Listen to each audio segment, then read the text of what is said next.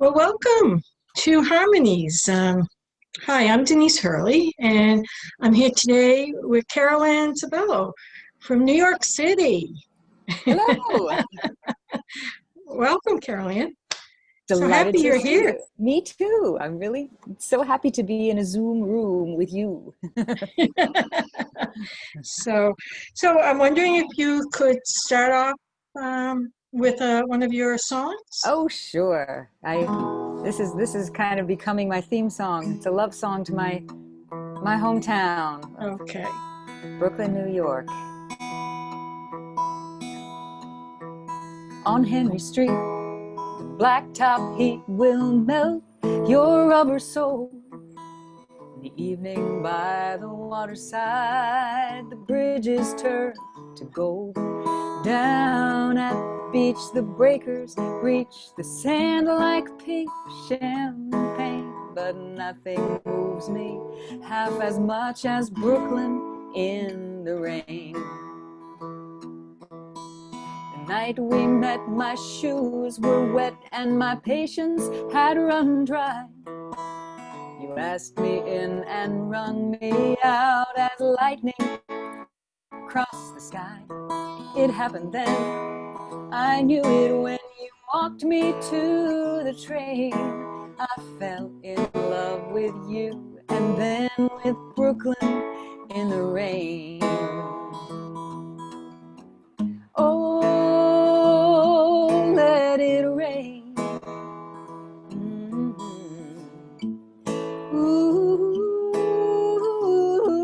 Ooh, we spent our nights beneath the lights on Flatbush Avenue. We rode the drought and did without under skies of blue. Then came the day you blew away in your little hurricane, and I could not tell the gates of hell from Brooklyn in the rain. Oh, let it rain.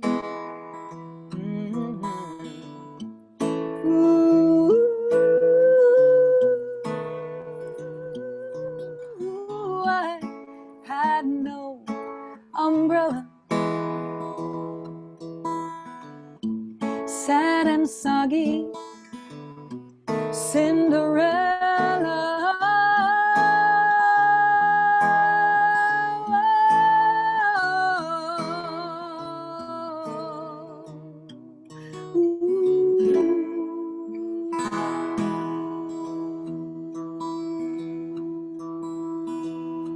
Now on Henry Street, I share a seat on the front stoop with the cat.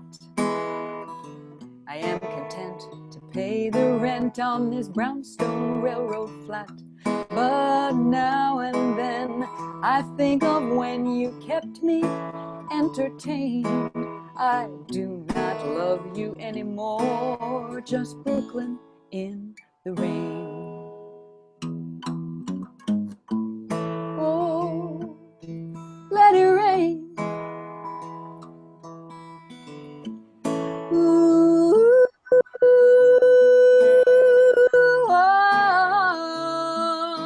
oh, let it rain. Ooh,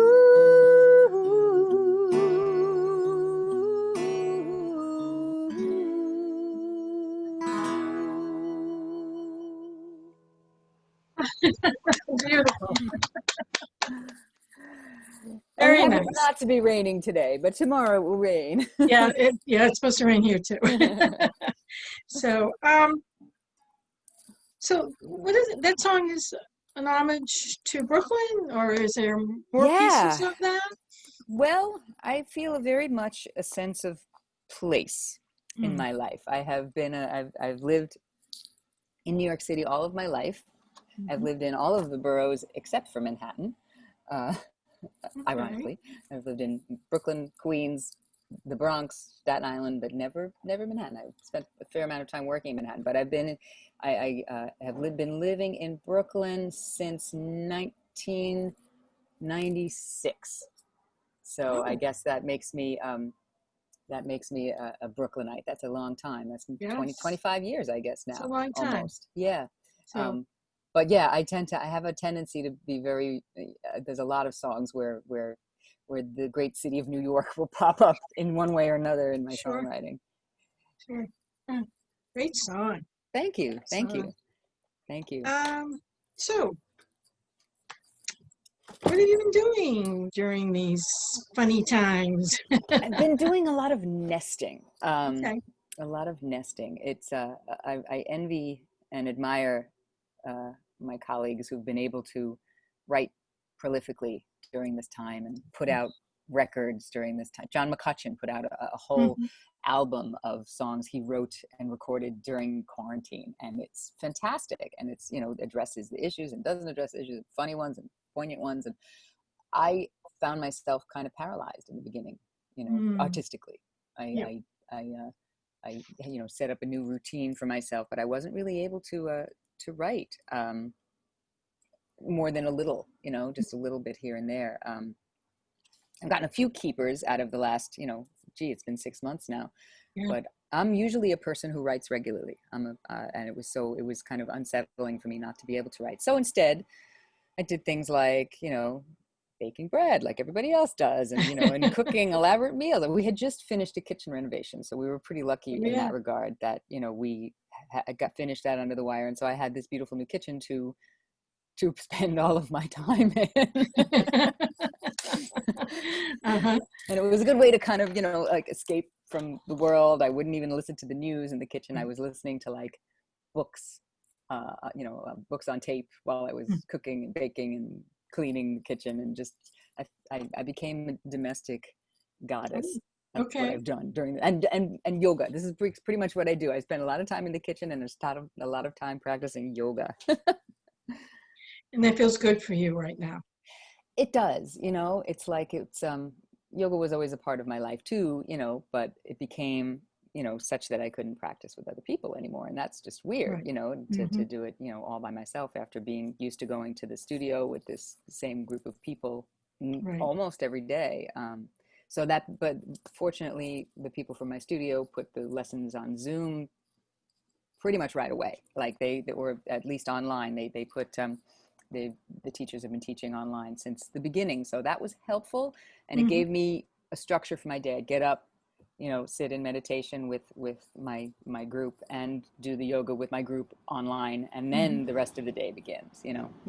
So it was a very grounding, more grounding than usual practice for me.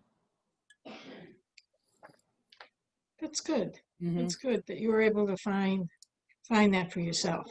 New routines, So, um, so what's your take on the music scene in New York City now? Is there anything happening? Um, Mostly what's happening, I mean, certainly we're not yet allowed to play music in clubs.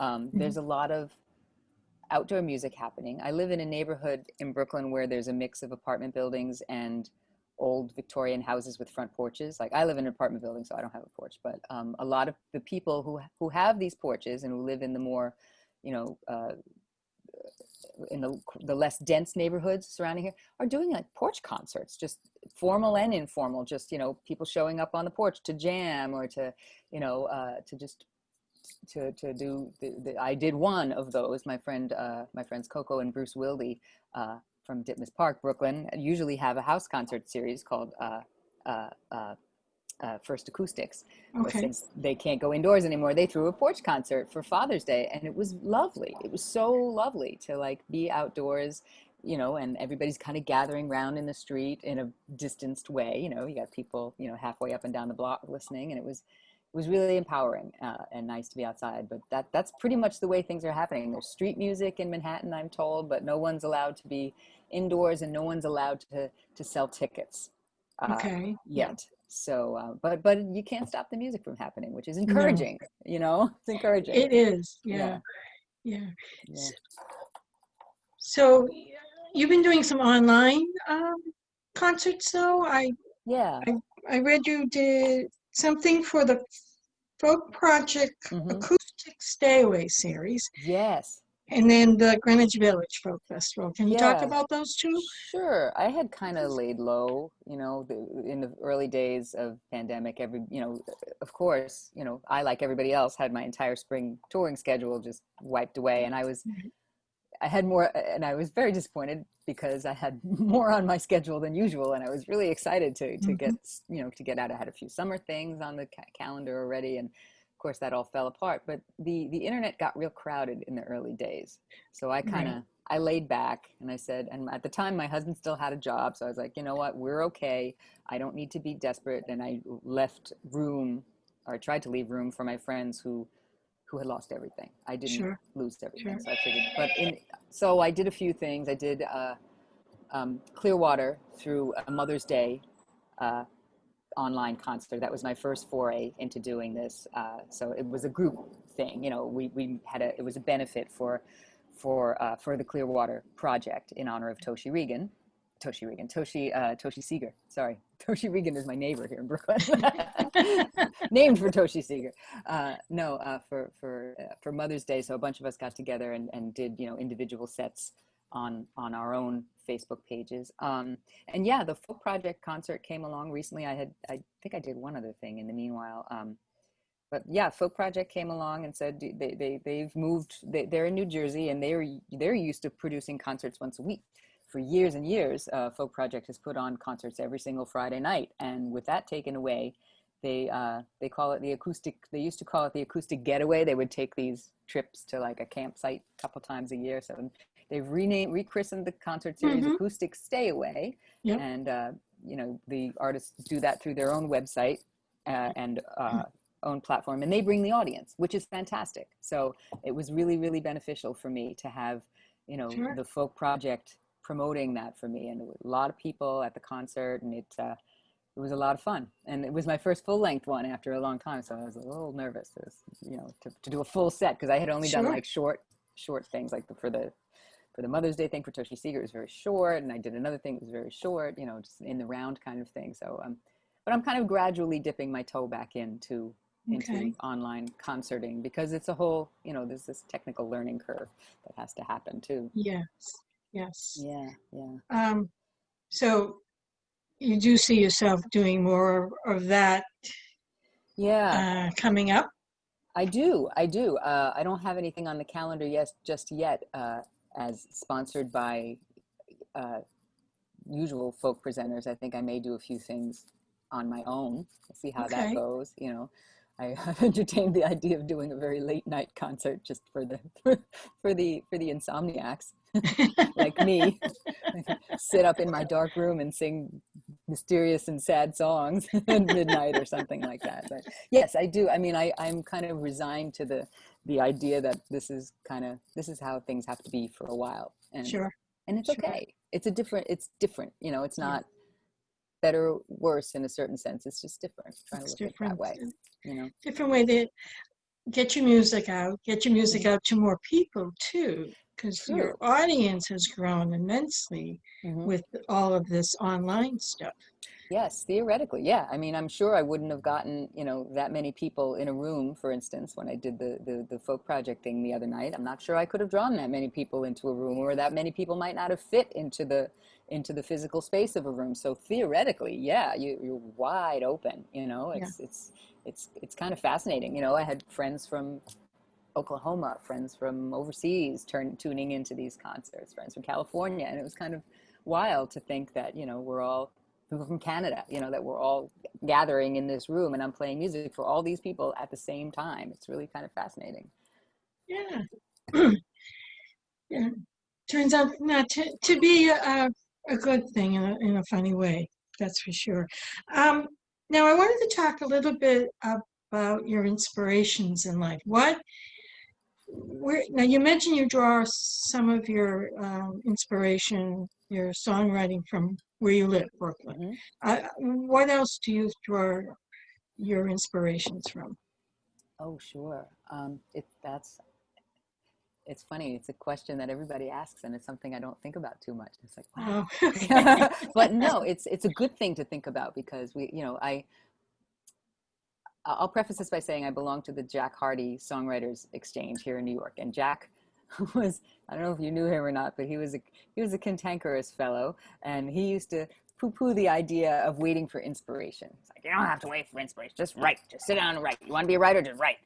And yeah, he was a little gruff about it, but um, it's what I've come to do. He's like, if you bring yourself to the same place, at the same time every day, or you make a ritual out of writing, Mm-hmm. you will be a writer. And after a while, if you like, we show up once a week and we present songs to each other. I haven't been doing it quite as much, in these days. Like I mentioned, I'm not quite as disciplined as I was, but there was a time when I was disciplined. I'd show up, to write at the same time every day, Mm-hmm. and themes emerge. Like, you're not even necessarily looking for inspiration, but once you sit down to do it, themes kind of emerge, and you'll go through, I'll go through a period where I'm writing about external things. I'm writing about stories that I hear happening in the world, in the news. I kind of reinterpret it. Or lately, when I say lately, I mean in the last year or so, Mm-hmm. I'm drawing inspiration from my own struggles and my own Right. to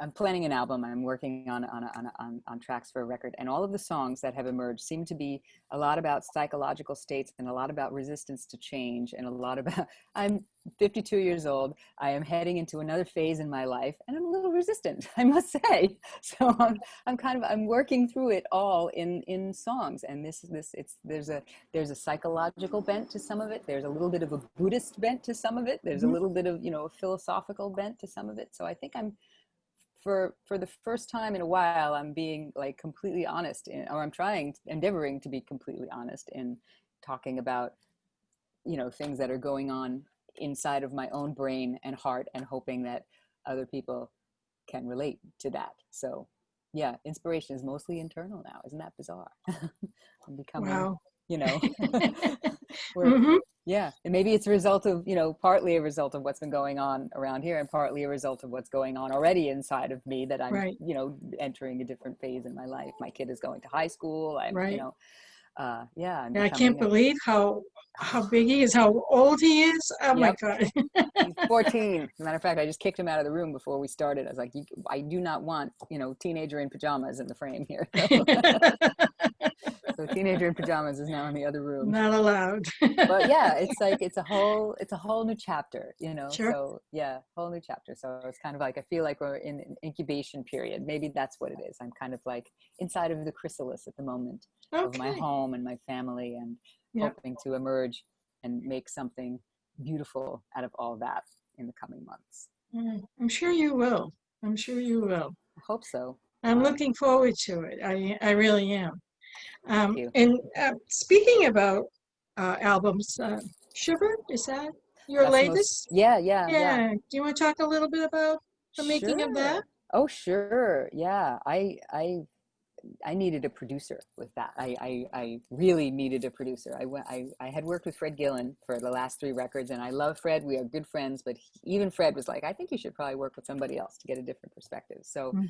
I had this backlog of songs. Like I mentioned, I was writing a lot, once a Mm-hmm. week for, you know, however many weeks, 100 weeks. I had so many songs, and I needed someone to help me wade through which ones were any good at all, and which ones maybe thematically hung together. So I called my old friend Joe Iadanza. I'm not sure if Mm-hmm. you might know him. He was on the scene as a singer songwriter a while ago. I met Joe in New England, as a matter of fact. Okay. He was hired to open for Red Molly at a songwriter series out on the Cape. Tracy Delfino's series, one of Okay. and she had Oh and yeah. I was Yep. yeah, and this kid Joe shows up. And we're like, who are you? And we became friends after that. Yeah, after he opened for us. So that was a good 12, 15 years ago, something like that. And so Joe and I Okay. stayed friends, and I knew he was producing because he had helped Spite and Dival make a record. Now, Spite and Dival is this big sprawling group with, anywhere from 5 to 10 members, depending on the day. And Mm-hmm. Joe helped them make a record that was so so focused and so clean. The sound was so clear, and it was really, really, really good. And I'm like, okay, if he can corral all those people and all those ideas and all those personalities into making this really focused and smooth record, and he can probably do the same thing for my own brain and help me get everything together. And it was such a blessing, because we worked through all of the songs together, started with 30, 40 songs, and we kind of, narrowed the field to, okay, these are the best 20 of those. Okay, let's take the best 15. And then we finally narrowed it down to, what is it? 12. How many did we end up with? 12. Yes, 12 songs. This is sugar right here. Woo. Yep. Yep. One. And Joe convinced me that he helped with orchestration, which was a huge blessing also, because I am often not real good at hearing what a song would sound like outside of just guitar and voice. Okay. So we hired a band of friends, and they joined us in the studio live. So all of the vocals on Shiver are totally live. I played guitar and sang at the same time as the drummer and the bass player. We played together, and it made, to me, the most cohesive record I have ever made, because it was like happening all at once. We overdubbed, let's see, violin and mandolin and accordion the next day, just because it was, we had rhythm section first, and then those guys played along to the tracks that we had made. It was so exciting. We did the record in 2 days. This is the least time I have ever spent in the studio in my life, because we had so much prep time. Right. There was a lot of time to work out the arrangements, and we had nice rehearsals with the band, and it was really an old-fashioned way of doing things. And it knocked me out. I would love to do it again that way someday. I won't be able to do it that way this time, but what a blessing to have, and to have another person. Like, I didn't have to be in charge. All I had to be was the performer. It was for the first time, really. I didn't have to be critical about what was going on. That was Joe's job. Right. Yeah. And it was a wonderful, wonderful experience. And I got to work with Craig Aiken, the bassist, Jagoda, the drummer. Eric Lee played violin and mandolin for me. Paul Silverman from the Yayas and the Slambovians played squeezebox, and my dear friend Catherine Miles from Yayas and from our own band, No Fuss and Feathers, sang backup for me. So it was just a stellar band and a stellar experience. And I love this record. I'm very proud of it. Sounds like a wonderful experience for you. That's great, Yeah, Carolann. it really was. It really was. And I'm hoping that, it's funny, like it was well received. So I'm real glad, and a lot, by the DJ community and, and by the community of presenters. And then when you're done with that, this was 2 years ago. And now I'm like, okay, now I got to do something else. Yeah, do another one. Now I got to, what have you done for me lately? Right? Yeah, exactly. How am I going to, I'm not, and I can't say, I'd like to say, oh, how am I going to top that? But I can't, you're not, it's like, right. I try not to think of it as like, I got to top it. I'm going to just write what's true, Yeah. And they're all different experiences when you record and put something together, or anytime you create. So, and then this new one coming out, you will be doing, now, will you be recording soon with I that? am already recording. I am recording here at home. Awesome. And I started before pandemic hit. I was already on that path, and I was kind of ready to be my own producer, I decided, and ready to do it in a slower way, and let the songs kind of unfold during the recording process. And I also wanted to up my tech skills. I have, a decent setup. I can get clean tracks. I will not mix it myself. I will not master it myself. I'll leave those tasks to people with more professional skills. But I can get a good guitar track. I can get a good vocal track. I can play electric guitar. I can play my own leads. I can play bass. So it's like I'm not going to do it as fast as the people that I hire. But I'm trying, as I mentioned, a lot of the songs are really introspective and really personal. So I'm I think it might be appropriate for me to be doing things in a very, in a really personal way, and Sure. doing most of the work myself. I will, hire people for instruments that I cannot play. If I want a violin, I'm not going to try to play it. But it's unfolding in a really organic way, and it's going to be different. Working title is gracefully, for the Nice. record. And I haven't done a title song in a long time, but that is the title. That is a song that I've been tinkering with for a very long time. It's kind of encapsulates that whole theme of, moving from one chapter to another Hmm. in life, and how do we embrace that with any kind of grace. Oh, That's what I'm exploring on this. okay. Um, okay, just a couple more things. I'm curious. Have you been involved in any of the protests going on in the city? Yes, yes. The short answer is yes. Very early. Okay. There was a few days after the killing of George Floyd, there was a demonstration in my neighborhood. And at that point, I wasn't leaving the house much at all. I was, going to the grocery store once a week, and that was it. But then when this demonstration was organized in my own neighborhood, just a few blocks from my house. Now, mind you, I live in a neighborhood that is heavily Black, Hmm. heavily Caribbean, heavily Spanish speaking, French speaking, Haitian, Jamaican, people of color.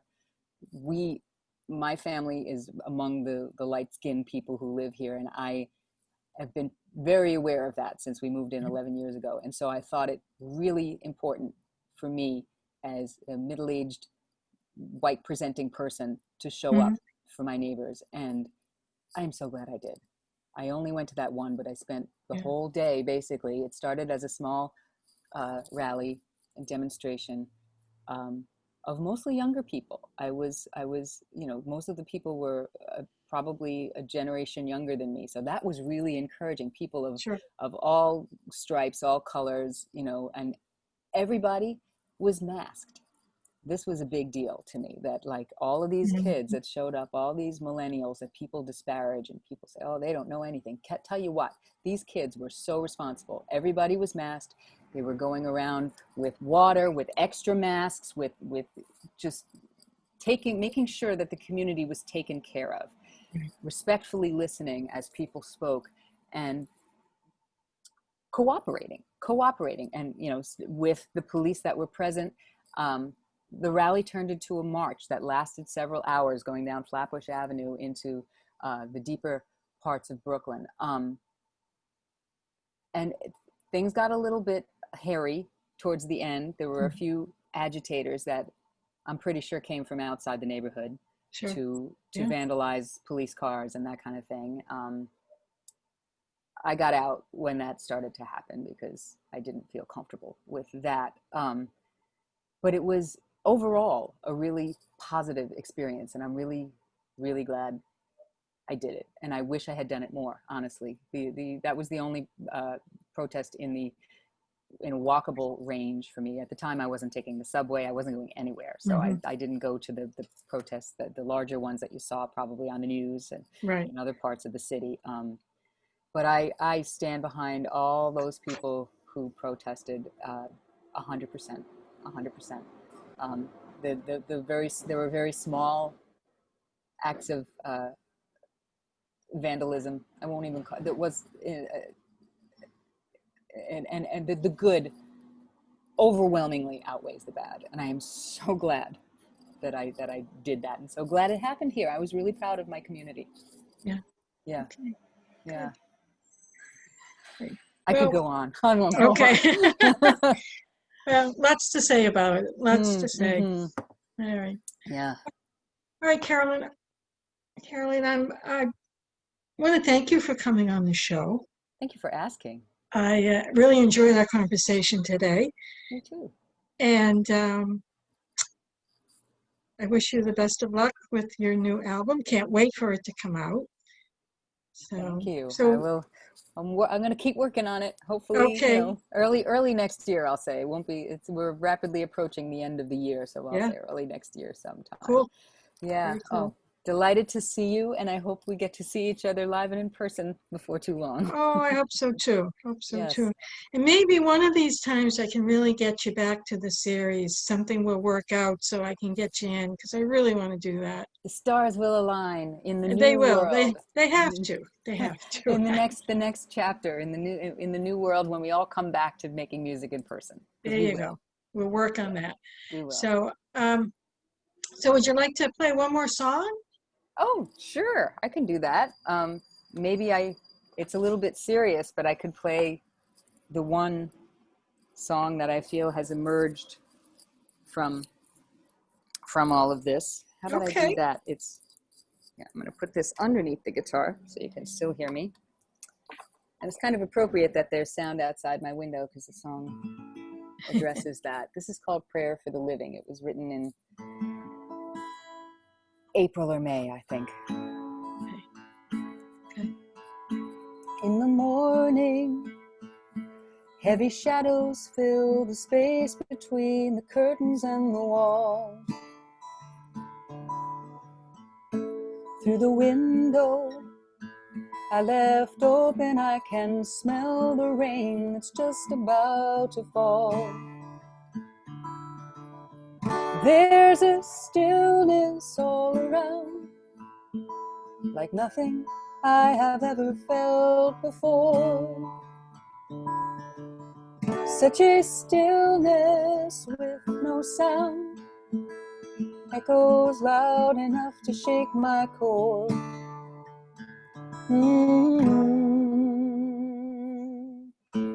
So I tremble in the dim light and I listen to you breathe until I rise. I move slowly, not to wake you, but the bed creaks and you open up your eyes. There's a sadness hiding there, one I've seen a time or two before. Such a sadness we both share, heavy as the bolt upon our door.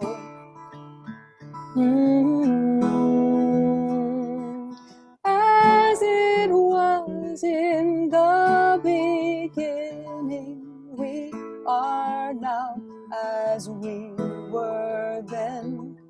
Long as there's a planet spinning, we will pass this way.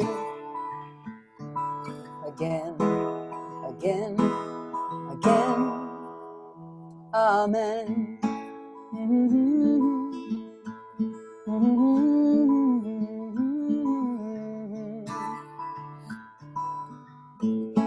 In the evening, we hold hands and watch the news until we feel we're gonna drown.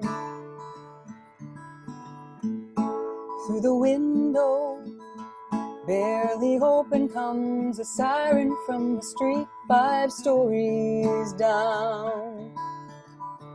There's a silence when it goes, heavier than what was there before.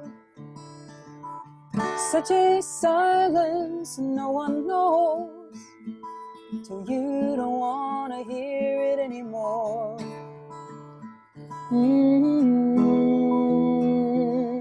As it was in the beginning, we are now as we were then.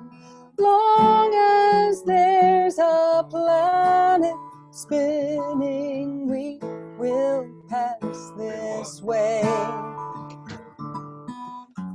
As it was in the beginning, we are now as we were then. Long as there's a planet spinning, we will pass this way. Again, again, again. Amen.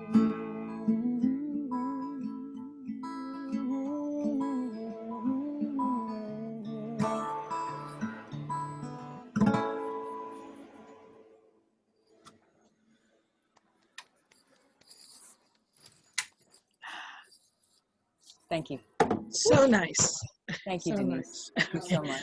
All right. Thank you, Carolann, and hope to see you soon. And good luck with everything. We'll see you. Blessings to you. Take care. You take care too. Bye-bye. Bye.